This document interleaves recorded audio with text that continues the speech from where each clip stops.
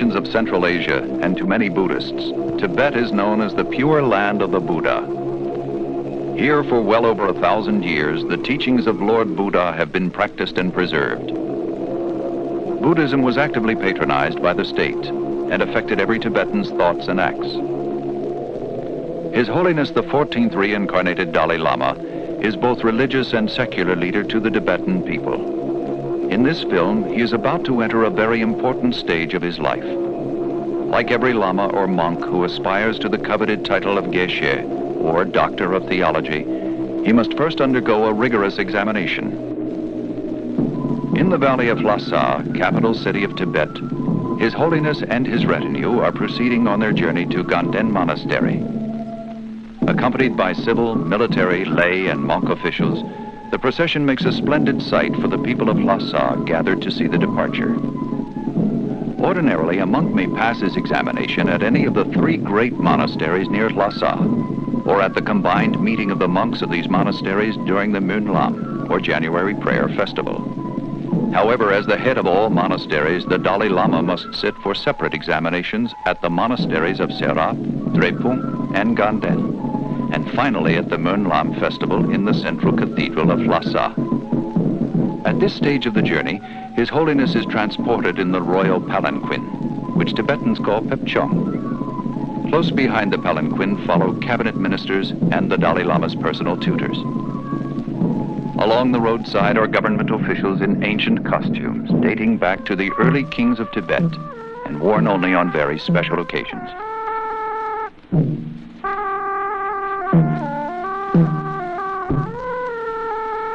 At wayside stops, representatives from the area wait to greet the Dalai Lama. Ganden Monastery is about 40 miles east of Lhasa. From this point on, the terrain becomes steep, and palanquin gives way to a more practical kind of transportation.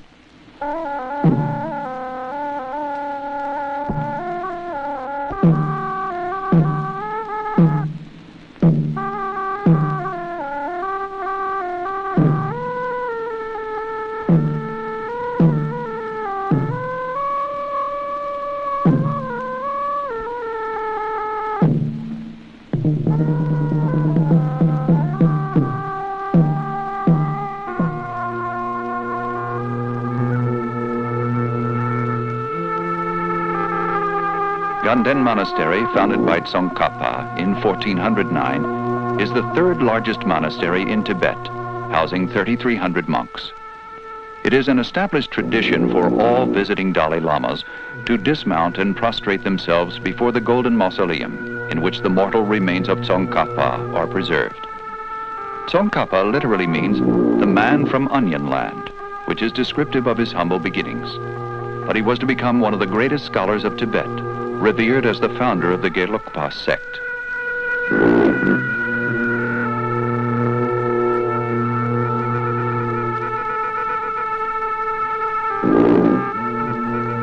Incense is burned from the roof of the monastery, signaling the approach of the Dalai Lama.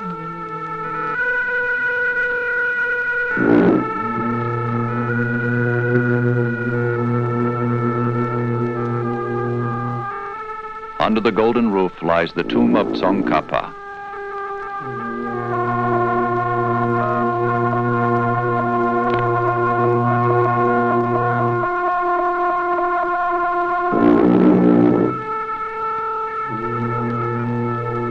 The assembled monks are gathered in the examination area as His Holiness, his advisors, and ministers arrive.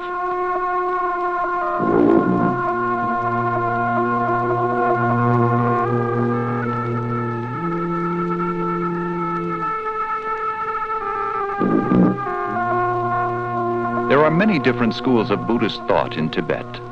However, the difference between them lies solely in their method of teaching and their devotion to the founder or Lama, and in the character of their rituals, not in fundamental religion and philosophy. Their inspiration and goal are the same: salvation or final escape from rebirth, with the attainment of nirvana. And although each sect has its own leader, they are all joined under the guidance of His Holiness the Dalai Lama. There are many orders of Geshe, the highest being the Larampa. On the average, A monk spends 20 to 30 years in hard study at the monasteries in order to pass the examination for the degree of geshe. The examination is conducted orally and in the form of debates, which cover such subjects as Buddhist philosophy, transcendental wisdom, metaphysics, logic, and dialectics. The debates are attended and judged by the abbots of the monasteries and other learned men. The examination debate proceeds with syllogisms, examples, quotations, in a rapid fire of questions and answers, which testify to the candidate's mastery of the subject. In all religious debate and discussion, the original teachings of Buddha and the commentaries of the Pandits are constantly cited to authenticate the validity of the points being debated.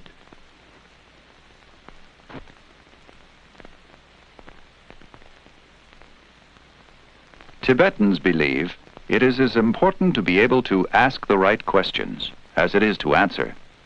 Therefore, at the end of each examination, the candidate, in this case the Dalai Lama himself, is tested for his ability to question his examiners. The gestures made by both examiner and candidate are quite meaningful.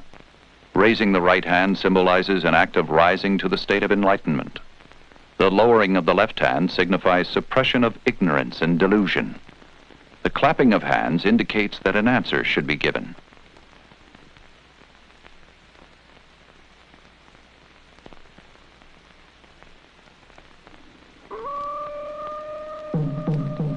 The display of banners and awnings signify an auspicious occasion. With the completion of the examination, His Holiness leaves the monastery, preceded by monks carrying incense burners, while behind him follow two monks carrying umbrellas, one of peacock feathers, the other of yellow silk, denoting the Dalai Lama's rank.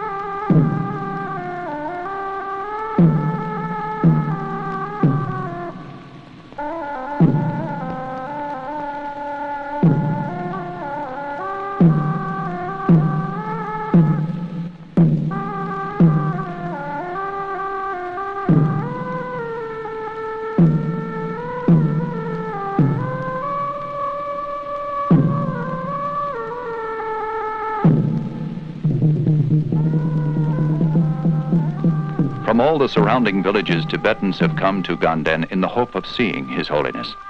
They pitch tents for shelter during their stay. Now that the official ceremony is over, the entourage goes on a sightseeing tour. Astride sure-footed yaks, native to Tibet, they climb to the top of Mount Ongkuri.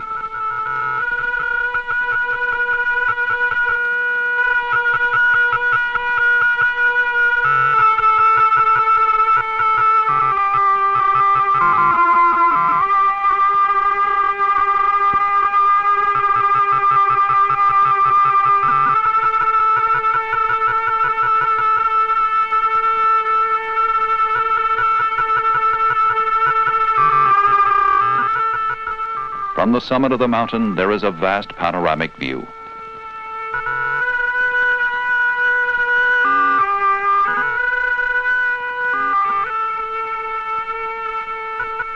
Prayer flags are a familiar sight throughout Tibet. Prayers are printed on paper and cloth and strung across the high mountain passes and peaks frequented by travelers.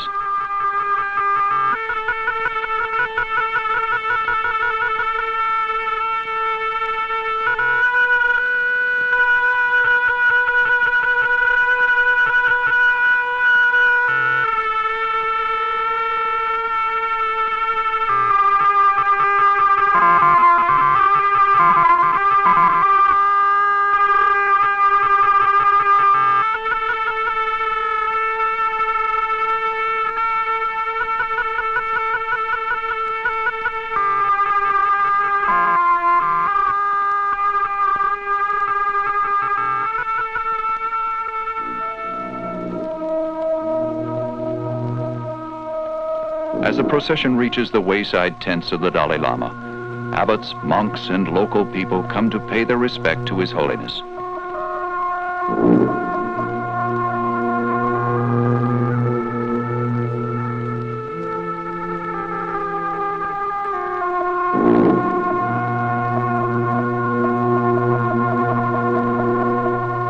Seated on the traditional shuktre, he receives the visitors, who prostrate themselves on leaving as a gesture of reverence and farewell.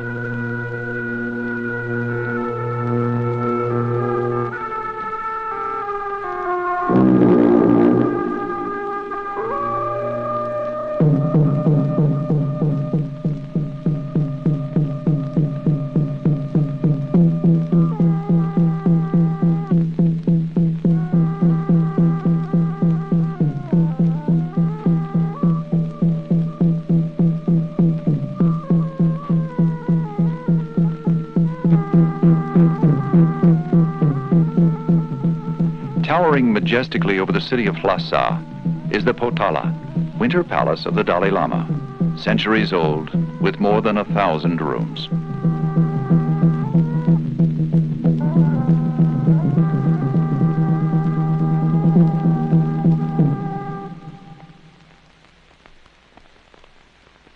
In the heart of Lhasa is Chokhang Cathedral, built in the 7th century by Songtsen Gampo, 33rd king of Tibet. This gigantic cathedral accommodates more than 20,000 monks during the prayer festival. And it is here that the final examination will take place. This most difficult stage of initiation lasts 10 hours, and more than 50 examiners will take part in the questioning. They include abbots and geshes from the 2 tantric colleges of Lhasa, in addition to the learned lamas and monks from all the corners of Tibet. The golden roofs of Chokhang welcome the procession as it enters the examination area.